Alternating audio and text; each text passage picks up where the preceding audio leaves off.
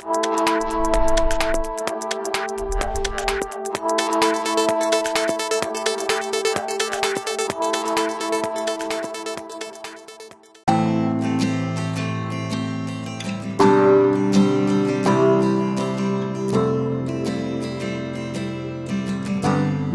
കല്ലിന് ഒരു ലളിതമായ പരിഹാരം.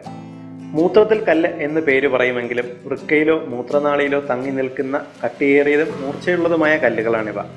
പണ്ട് അപൂർവമായാണ് കണ്ടിരുന്നതെങ്കിലും ഇപ്പോൾ മൂത്രത്തിൽ കല്ല് വളരെ സാധാരണയായി കാണപ്പെടുന്ന ഒരു രോഗമായി മാറിക്കഴിഞ്ഞു. കുട്ടികളിൽ ഈ രോഗം സാധാരണ അപൂർവമാണ് എങ്കിലും ഇന്ത്യയിലെ കുട്ടികളിൽ ഈ രോഗം ഇപ്പോൾ കൂടുതലായി കണ്ടുവരുന്നുവെന്ന് പ്രശസ്ത പീഡിയാട്രിക് നെഫ്രോളജിസ്റ്റായ ഡോക്ടർ പങ്കജ് ദേശ്പാണ്ഡെ തൻ്റെ പഠനങ്ങളിൽ പറയുന്നുണ്ട്. വൃക്കയിലെ കല്ലിന് കാരണങ്ങൾ പലതാണ്. വെള്ളം കുടിക്കുന്നത് താരതമ്യേന കുറയുക, ഫാസ്റ്റ് ഫുഡ് ഭക്ഷണ രീതി, രക്തത്തിൽ പഞ്ചസാര, യൂറിക് ആസിഡ് ഇവയുടെ അളവ് കൂടുക, ചിലതരം മരുന്നുകൾ, വ്യായാമക്കുറവ് ഇവയെല്ലാം മൂത്രത്തിൽ കല്ലിന് കാരണമാകുന്നുണ്ട്. പുറംവേദനയിൽ തുടങ്ങി അടിവയറിലേക്ക് വ്യാപിക്കുന്ന വേദന, ഛർദിൽ, ശക്തമായ അടിവയർ തരിപ്പ്, മൂത്രമൊഴിക്കുമ്പോൾ ശക്തമായ വേദന, പഴുപ്പും രക്തവും കലർന്നു പോവുക ഇവയെല്ലാം സാധാരണ മൂത്രത്തിൽ കല്ലിൻ്റെ കാരണങ്ങളാണ്. ഓപ്പറേഷൻ മുഖേനയോ മരുന്നുകൾ കഴിച്ചോ കല്ല് അരിയിച്ച് കളയാനുള്ള മാർഗങ്ങൾ ഇപ്പോൾ എല്ലാ വൈദ്യശാസ്ത്രത്തിലും ലഭ്യമാണ്. എന്നാൽ ഇവിടെ എത്നിക് ഹെൽത്ത് കോഡ് 1-2 ദിവസം കൊണ്ട് മൂത്രത്തിൽ കല്ല് ശരീരത്തിൽ നിന്നും പുറന്തള്ളാവുന്ന ഒരൊറ്റമൂലിയാണ് അവതരിപ്പിക്കുന്നത്. തമിഴ്നാട്ടിലെ കുഗ്രാമങ്ങളിൽ പഴമക്കാർ ഉപയോഗിച്ചിരുന്ന ഈ ഒറ്റമൂലി ഫലപ്രദവും പാർശ്വഫലങ്ങൾ ഇല്ലാത്തതുകൊണ്ടുമാണ് എത്നിക് ഹെൽത്ത് കോഡ് ഇവിടെ അവതരിപ്പിക്കുന്നത്. 1/2 കിലോ ബീൻസ് വാങ്ങുക. അതെ, കറികൾക്ക് ഉപയോഗിക്കുന്ന സാധാരണ ബീൻസ്. 1/2 കിലോ ബീൻസ് പൊളിച്ച് അതിൻ്റെ ബീൻസ് വേർതിരിച്ച് ചെറുതായി നുറുക്കുക. ഇതിനെ 2 ലിറ്റർ വെള്ളത്തിൽ ഗ്യാസിൽ വെച്ച് ചെറുതീയിൽ 2 മണിക്കൂർ വേവിക്കുക.